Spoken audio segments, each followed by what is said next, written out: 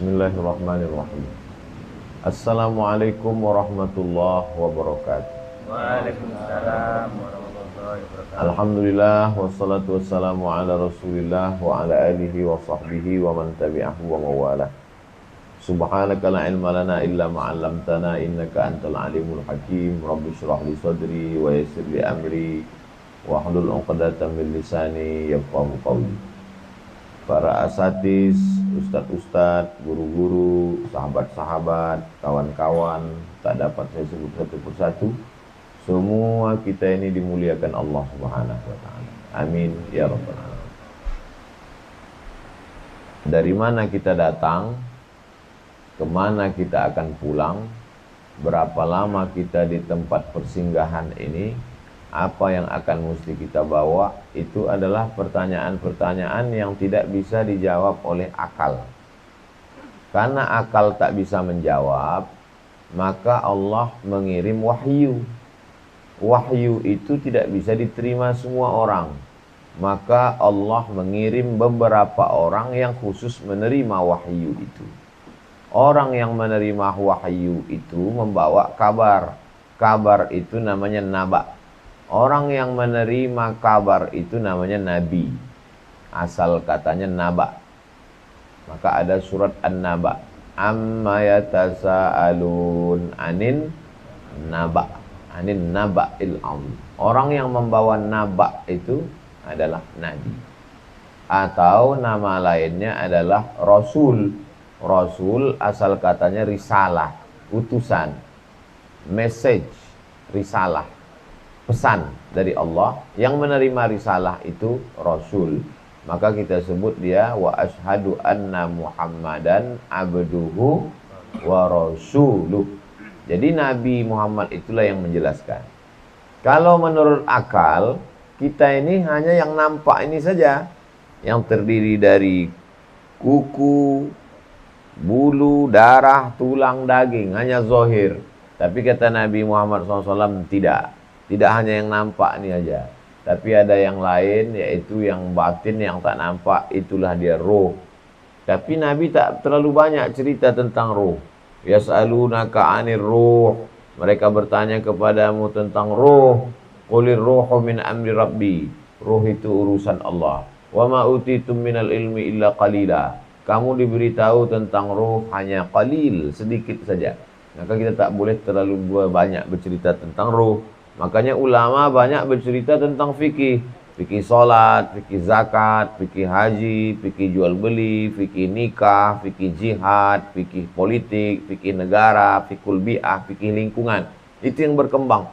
Adapun tentang roh, maka itu urusan Allah Subhanahu wa ta'ala. Tapi kita mesti meyakini bahwa ada namanya roh. Lalu kemudian roh ini berkumpul semua roh, Allah ambil perjanjian. A'udzubillahi minasyaitonirrajim. Wa idz akhadha rabbuka min bani adama min zuhurihim dzurriyyatahum wa asyhadahum ala anfusihim. Ketika berkumpul semua roh dan Allah mengambil persaksian.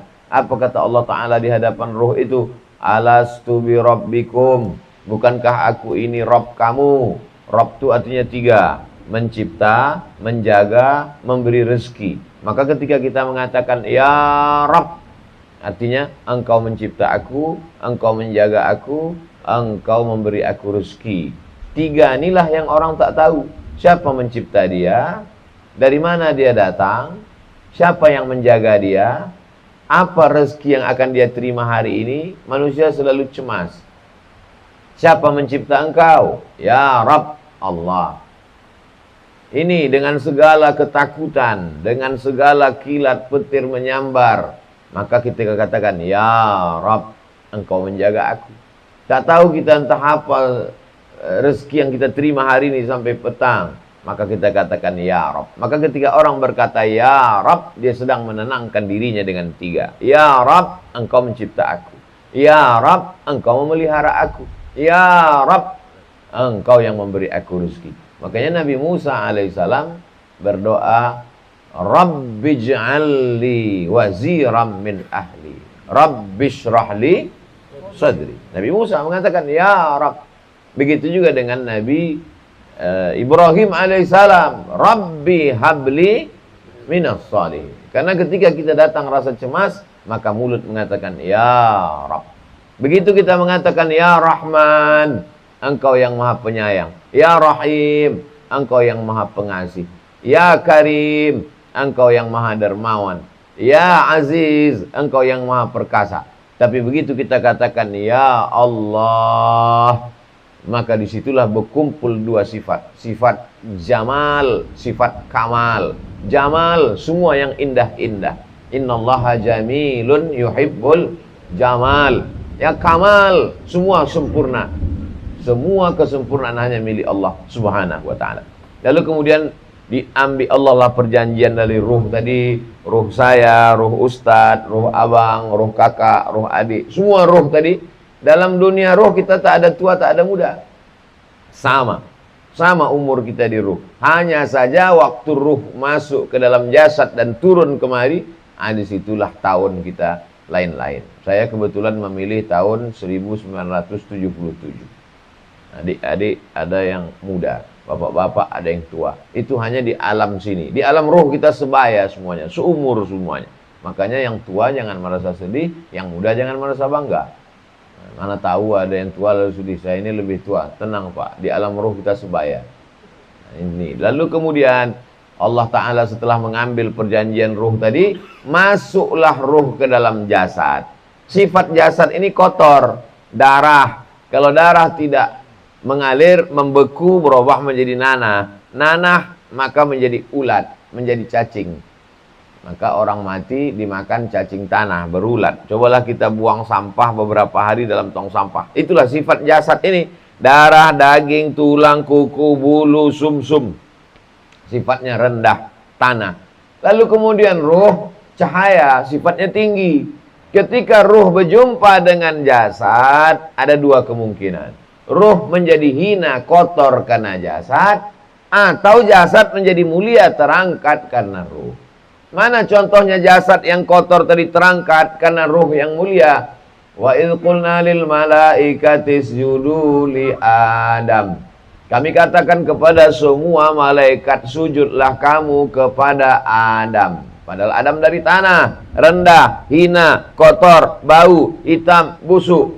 Tapi begitu berjumpa ruh dengan jasad, naiklah derajat tanah, maka malaikat-malaikat pun bersimpuh sujud. Tapi kalau ruh tadi memperturutkan jasad, itulah yang disebut Allah Ta'ala. Lahum qulubun la yafqahuna biha, dikasih hati tapi tak mau berpikir, tak mau merenung. Lahum a'yunun la yubsiruna biha, dikasih mata tapi tak mau memandang, tak mau menengok, tak mau mengambil pelajaran. Lahum adhanun la yasma'una biha, dikasih telinga tapi tak mau mendengar, tak mau mengambil iktibar. Ulaika kal an'am, mereka lebih hina, lebih rendah, lebih kotor, lebih busuk daripada binatang. Balhum adal, bahkan lebih hina, lebih kotor, lebih jelek, lebih buruk daripada binatang. Ruh dengan jasad berjumpa. Ruh, jasad. Begitu ruh berjumpa dengan jasad, berubah namanya. Kapur sirih putih, kunyit kuning. Begitu kapur sirih berjumpa dengan kunyit, berubah warnanya. Tidak kuning, tidak pula putih, tapi menjadi jingga. Begitu juga dengan ini. Ruh, jasad. Begitu berjumpa ruh dengan jasad, maka namanya berubah. Maka Allah panggil dia, ya ayyatuhan nafsul mutmainnah. Maka Allah memanggil orang mati itu tak ada Allah panggil, ya ruh, tak ada. Kembalilah engkau ruh, tidak. Karena ruh ketika sudah berjumpa dengan jasad, berubah, punya nama baru, namanya nafs. Nafs ini punya keinginan. Ruh tak ada keinginannya. Tapi begitu dia berjumpa dengan jasad, muncullah keinginan. Ingin makan, ingin minum, ingin menikah, ingin populer, ingin kekuasaan. Itulah yang disebut dengan nafsu syahwat. Nafs, diri. Diri saya ini nafs, yang terdiri dari dua. Ada jasad, tulang, bulu, kuku, sumsum, darah, daging. Ada ruh, tak nampak yang ada di dalam. Berjumpa ruh dengan jasad, berubah dia menjadi nafs. Nafs ini ada keinginannya. Keinginan ini disebut dengan syahwat. Zuyyina linnasi hubbus syahawat. nafs diri tadi ada syahwatnya. Minan nisa, ingin perempuan. Wal banin, ingin anak. Zuinal nasu syahwati minan nisa wal banin. Wal qanatiril muqantarati, ingin perhiasan. Minaz zahab, emas. Wal fiddah, perak. Wal an'am, ingin binatang ternak, kambing, sapi, kerbau, onta, lembu. Wal hars, ingin punya kebun sawit, kebun karet. Wal an'ami wal hars, dzalika mata'ul hayatid dunya. Itulah keinginan-keinginan dunia. Lalu kemudian Allah mengharamkan itu semua? Tidak. Allah tidak haramkan keinginan itu. Tentang masalah perempuan, Allah tak haramkan. Yang penting diikat dengan pernikahan. Fankihu ma tabalakum minan nisa'i masna wa sulasa wa ruba. Tentang masalah anak tidak haram. Justru anak menjadi baik. Idza matal insan, kalau manusia mati putus amalnya. Yang mengalir justru anak. Waladun salihun, dengan syarat dididik dengan anak yang soleh. Emas tak boleh, haram. Dalam Islam emas boleh, silakan. Yang penting bayar zakatnya ke Badan Amil Zakat Nasional Kabupaten Kampar. Kenapa itu yang Ustaz sebut? Kebetulan itu yang ikut acara ini. Nah, yang tak ikut seluruh Basnas di seluruh Indonesia. Lalu kemudian tentang masalah kebun. Tak boleh kita punya kebun sawit banyak, kebun karet. Silakan punya kebun sejauh mata memandang. Tapi ingat, wakaf, zakat, infak, dan sedekah. Jadi Islam itu menjelaskan kita tentang eksistensi diri kita, tentang hakikat asal muasal diri kita, tentang apa keinginan yang muncul setelah ruh berjumpa dengan jasad. Lalu selama ruh berjumpa dengan jasad ini, dibiarkannya lah berkeliaran di atas muka bumi ini. Hanya saja selama di atas muka bumi ini banyak yang lupa, banyak yang lalai. Maka kita perlu sejenak menyepi, menyendiri untuk mengingat. Maka dikasih kita waktu tengah malam. Sengaja waktu malam itu disediakan Allah Ta'ala untuk supaya kita merenung sejenak. Zaman dulu orang merenung jam 2 malam. Kita tak bisa merenung jam 2 malam. Kenapa? Karena Real Madrid sama Barcelona main jam 2 malam pula. Tak bisa. Lalu kemudian dikasih Allah Ta'ala masjid untuk menenangkan diri, tenang di masjid. Pun juga tak tenang. Karena ribu hiruk pikuk. Dikasih Allah Ta'ala waktu sholat untuk tenang. Di saat sholat itu pula tak tenang. Allahu Akbar. Apa bunyi handphone semuanya. Padahal sudah tertulis di situ. Alhamdulillah dikasih Allah kita satu tempat. Handphone tak ada berbunyi. Karena tak ada listrik, tak ada signal. Sebenarnya kita berkumpul ini adalah untuk sejenak merenung. Kita ini mau kemana? Kita ini sedang apa bekal yang akan kita bawa, dan nanti ada masanya ruh ini berpisah dengan jasad. Disitulah dipanggil Allah Subhanahu Wa Taala, ya ayyatuhan nafsul mutmainnah, wahai jiwa yang tenang, irji'i ila rabbiki radiyatan mardiyah, baliklah engkau menghadap Allah dalam keadaan engkau ridha, Allah pun ridha. Fadkhuli fi ibadi, menyatulah engkau dengan hamba-hambaku. Wadkhuli jannati, masuklah engkau ke surga bersama hamba-hambaku, para nabiku, para waliku, para syuhadaku, para orang yang soleh. Mudah-mudahan kita termasuk dalam undangan itu insyaallah. Al-arwah junudun mujannadah. Roh ini macam tentara.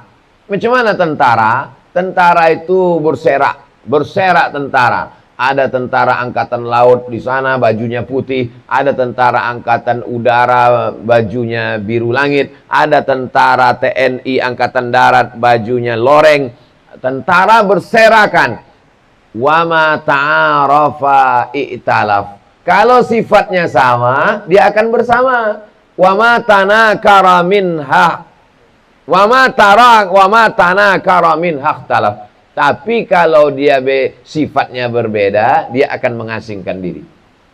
Roh ini macam tentara, kata Allah Ta'ala, bercampur-campur. Tapi nanti kalau sifatnya sama, otomatis dia nanti akan mendekat, merapat, menyatu. Tapi kalau sifatnya berbeda, maka otomatis dia akan memisahkan diri. Sekarang nampak, kita ini semuanya profesinya macam-macam. Ada yang ustadz, ada yang guru, ada yang bisnismen, ada yang PNS, ada macam-macam. Tapi karena ruh tadi punya sifat kesamaan, akhirnya dia bisa bersama. Berapa banyak orang satu sekolah, satu pesantren, tapi kemudian tak bisa bersama. Kenapa? Karena sifat-sifat yang memiliki perbedaan. Kira-kira apalah kesamaan kita subuh ini? Pertama, sama-sama hamba Allah. bukan hamba harta, bukan hamba dunia, bukan hamba kekuasaan. Amin. Yang kedua, sama-sama takut dan cemas cemana balik nanti. Ada kesamaan. Tapi kemudian sama-sama saling menyabarkan. Ada yang satu ketakutan. Kami ini susah jalannya, ini banyak menyeberang sungai. Datang satu menyabarkan. Itu cuma locah-locah aja. Locah-locah gitu.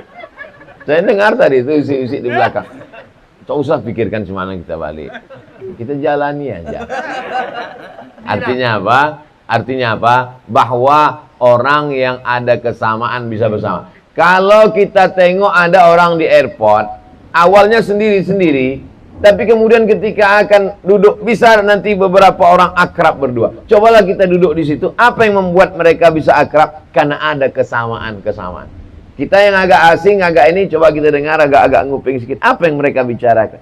Oh, ada kesamaan. Rupanya mereka sama-sama hobi otomotif. Sama-sama ceritanya gitu. Iya, kami ini 4x4 masuk gini. Oh, ini kemarin. Kami baru balik dari Batu Tilam. Oh, ini yang berangkat ke Batu Tilam kemarin. Apa nama komunitasnya? Atos. Atos. Atos itu kareh. Keras keinginannya hingga sampai kemarin. Atos.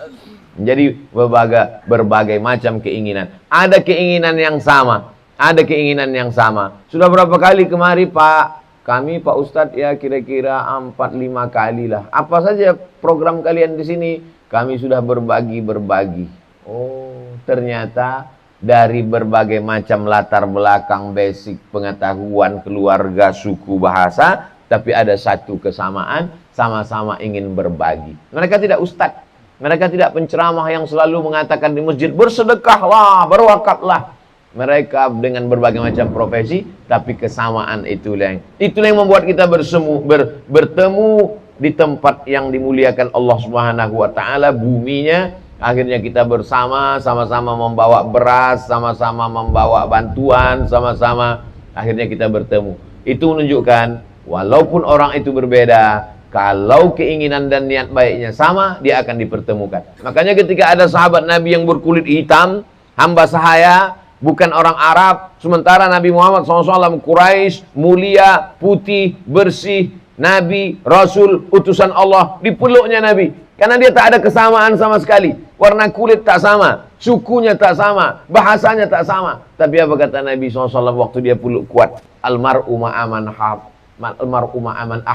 Orang akan tetap bersama dengan siapa yang dia cintai. Insya Allah kita yang kita cintai sama. Yang kita cintai Allah, yang kita cintai Rasulullah, yang kita cintai wa hubbal masakin, yang kita cintai du'afa. Maka kebersamaan. Ada komunitas Kampar Berbagi, ada komunitas Atos, ada komunitas Yayasan Tabung Wakaf Umat, ada komunitas Basnas, ada double kabin, macam-macam lah. Pokoknya semuanya ada satu persamaan.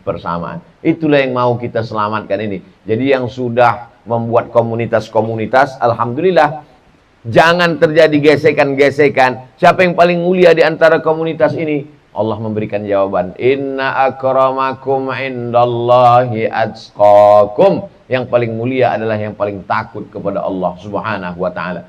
Siapa yang paling mulia di antara komunitas ini? Apakah ustadz yang berceramah ini? Apakah para ustadz? Enggak. Apa kata Allah Subhanahu wa taala? Innallaha la yanzuru ila ajsamikum. Allah tak menengok bentuk rupa kamu. Wala ila suwarikum, tak menengok rupa kamu. Innallaha la yanzuru ila ajsamikum, tak menengok badan fisik tubuh kamu. Wala ila suwarikum, tak menengok rupa kamu. Walakin yanzuru ila qulubikum, yang ditengok Allah hati kamu. Kalau udah cerita hati mana kita tahu? Saya tak tahu apa isi hati Ustadz Al-Nob, saya tak tahu apa isi hati Ustadz Jarlis, saya tak tahu apa isi hati Ustadz Asrori.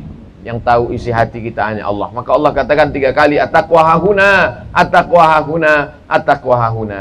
Takwa itu letaknya di sini, di dalam.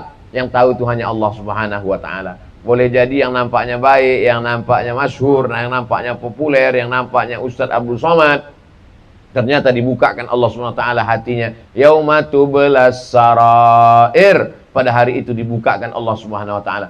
Makanya kita selalu meminta kepada Allah, Allahumma stur uyubana. Ustur artinya tutupilah aib cacat kami, karena sesungguhnya kita mulia bukan karena kita mulia, kita dimuliakan Allah karena Allah masih sayang, ditutupinya segala aib cacat dan kekurangan kita. Mudah-mudahan ketika kita menghadap Allah nanti, yauma la yanfa'u malun wala banun, hari itu tak ada gunanya harta, tak ada gunanya anak, illa man atallaha biqalbin salim, kecuali orang-orang yang datang menghadap Allah dengan hati yang bersih, bersih dari hasad, bersih dari dengki, bersih dari merasa diri lebih mulia, lebih terhormat, lebih berilmu, lebih alim, lebih banyak amal. Kebersamaan inilah yang bisa kita membuat kita duduk sama rendah, tegak sama tinggi. Tapi yang namanya manusia ini mungkin lupa lalai. Alhamdulillah, insya Allah ke depan tiap bulan kita bersama setiap hari Jumat kedua, sholat Jumat bersama, bagi-bagi sembako, habis itu i'tikaf malam dari mulai jam 2 ke jam 3 mengaji, jam 3 ke jam 4 sholat tahajud witir, habis itu zikir muhasabah 20 jam bersama Ustaz Abdul Somad yang sempat datang. Alhamdulillah, yang tak sempat datang bisa diikuti program di Yayasan Tabung Wakaf Umat Official.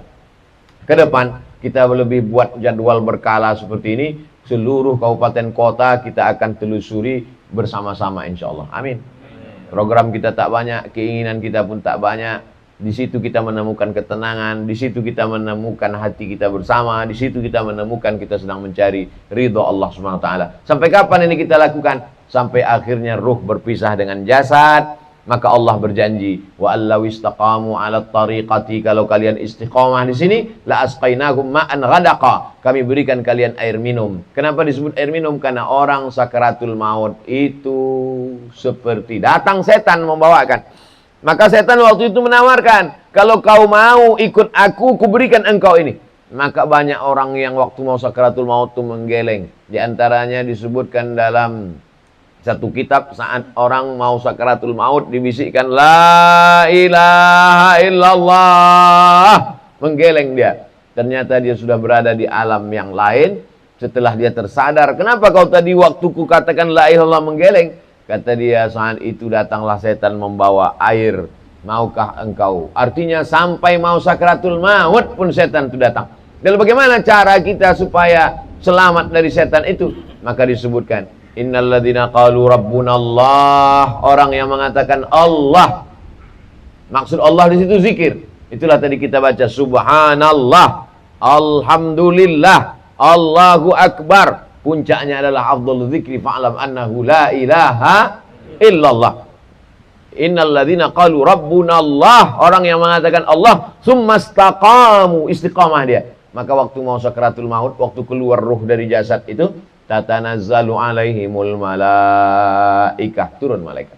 Waktu setan jin mau mengganggu, malaikat mengawal dia. Dengan syarat istiqamah. Waktu itu saya tak bisa membela, siapapun tak bisa menolong. Menolong diri masing-masing. Di ruang ICU sendirian, anak, menantu, kawan, sahabat tak boleh masuk. Sendirian jam 1 malam meregang nyawa. Kunci, security di luar. Siapa yang bisa menolong? Zikir kita itu yang bisa menolong. Maka saya buat zikir tadi panjang, supaya itu amalan kita hari-harian. Habis subuh sekali, petang sekali. Petang habis asar, tak bisa habis asar, habis maghrib. Tak bisa habis maghrib, habis isya. Tak bisa habis isya pas mau tidur malam. Tak bisa juga waktu tahajud malam. Tak juga bisa sampai besok pagi, kalau masih hidup. Bacaan-bacaan yang kita baca tadi, dari awal sampai akhir yang kita baca tadi, insya Allah ada rekamannya, bisa diulang-ulang lagi. Turunlah malaikat. Apa kata malaikat? Allah takhafu, jangan kau takut. Orang yang mau sakaratul maut itu ketakutan. Wala tahzanu, jangan kau sedih. Orang yang mau sakaratul maut itu sifatnya dua. Pertama takut. Takut melewati sakaratul maut, takut melewati pertanyaan mungkar nakir, takut. Yang kedua sedih. Sedih meninggalkan rumah, sedih meninggalkan anak menantu keluarga, sedih meninggalkan sahabat, sedih meninggalkan double kabin 4x4. Sedih meninggalkan foto-foto kenangan, sedih semuanya yang datang semua waktu mau sakaratul maut. Lalu siapa yang menenangkan? Waktu itu kawan tak bisa menenangkan. Datanglah malaikat menenangkan. Apa kata malaikat? Allah takhafu, jangan kau takut. Wala tahzanu, jangan kau sedih. Wa abshiru bil jannati allati kuntum tu'adun. Berbahagialah engkau wahai calon jenazah, kau mendapatkan yang dijanjikan Allah. Waktu ruh mau keluar itu, malaikat pun mengepakkan sayapnya, nampaklah tempat dia di surga. Maka dia pun tersenyum, walaupun mati itu sakit, hilang sakitnya karena nampaknya tempat dia. Kita kalau nampak kita tempat kita, maka hilang takut kita. Ini kita ini takut ini kan tak nampak tempat balik ini macam mana. Bukan balik, jalan balik. Balik di akhirat. Jangan terlalu fokus memikirkan balik. Balik nanti maksudnya balik. Balik ke akhirat itu tak nampak. Itu makan cemas. Dikepakkan malaikat sayapnya, nampak tempat situ. Begitu nampak dikepakkan malaikat sayap, nampak saya tempat saya di situ. Sebelah kanan tetangga saya Ustadz Jarlis, sebelah kiri Ustadz Asrori, sebelah depan Ustadz Alnab. Baru keliling-keliling itu nampak di situ ada double kabin, ada Atos, ada Basnas, ada YTWU. Maka tenanglah hati karena rupanya kita menghadap Allah tidak sendirian. Masuk surga itu tak sendirian. Wasiqal ladzina taqaw rabbahum ilal jannati zumara. Nanti kalian akan dibawa ke pintu surga zumara. Zumara berkelompok-kelompok, berjamaah-jamaah, berkomunitas-komunitas. Insyaallah komunitas kita yang masuk dalam surga Allah Subhanahu wa taala. Tidak akan bisa istiqomah kalau tidak berjamaah. Karena sifat manusia ini lupa, silap, lalai. Tapi kalau udah berjamaah, bergrup pasti diingatkan. Ustaz Somad, gimana program kita kemarin? Ustaz Alnab WA saya, gimana? Ustaz, gimana program kita? Mau tak mau, suka tak suka, ada motivasi, ada keterpaksaan. Tidak akan mungkin bisa istiqomah kalau tidak berjamaah. Maka syarat mau istiqomah adalah berjamaah. Hijrah dulu. Sesudah hijrah, jamaah. Kalau sudah berjamaah, istiqomah. Kalau sudah istiqomah, baru janji Allah pasti husnul khotimah. Langkah 4 ini banyak orang yang baru salah langkah pertama. Hanya hijrah, tapi tak mau berjamaah sendirian. Hanyut. Hijrah, jamaah, istiqomah, husnul khotimah. Kalau udah husnul khotimah, game is over. Selesai. La ilaha illallah. Habis, mati. Kita pun berpindah ke alam barzah, tinggal menunggu tiupan sangkakala hari kiamat. Maka didoakan, Allahumma ja'al kuburahum rawdatan min riyadil jinan. Jadikan kuburnya salah satu dari taman-taman surga. Ustadz, ada tak rasa takut mati itu? Ada. Tapi setelah dipelajar-pelajar, baca-baca, saya ketakutan antara kecemasan, ketakutan dengan harapan sama berimbang. Kalaupun aku mati, insya Allah jamaah, sahabat-sahabat mendoakan. Siapa yang memasang paku lantai ini dulu? Siapa yang menegakkan tiang-tiang sehingga kita sholat subuh berzikir ini? Maka kalau dia masih hidup, mengalir pahalanya ke dia, ke keluarganya, ke anaknya. Kalau dia sudah meninggal dunia, mengalirlah ke makam dia. Itulah yang ingin kita lakukan. Membangun masjid, bangun musola, tak sanggup membangun, ikut gotong royong, tak juga bisa, paling tidak mengecat dindingnya macam semalam. Cuman yang kita khawatirkan, begitu masuk nanti di akhirat ditunjukkan catatan, inilah yang dinding yang kau cat. Mengecat dinding Nurul Yakin di Kebun Tinggi. Keterangan demi konten. Ustadz nyindir kami, enggak nyindir saya. Saya itu kalau ceramah yang saya sindir diri saya sendiri. Cuman kadang ada juga orang tersinggung.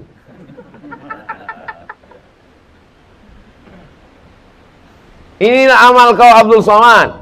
Penyerahan beras, penyerahan semen, peletakan batu pertama, pelantikan wisuda, tahfiz Quran Abdul Somad. Tapi ternyata kau hanya ikut seremonialnya saja.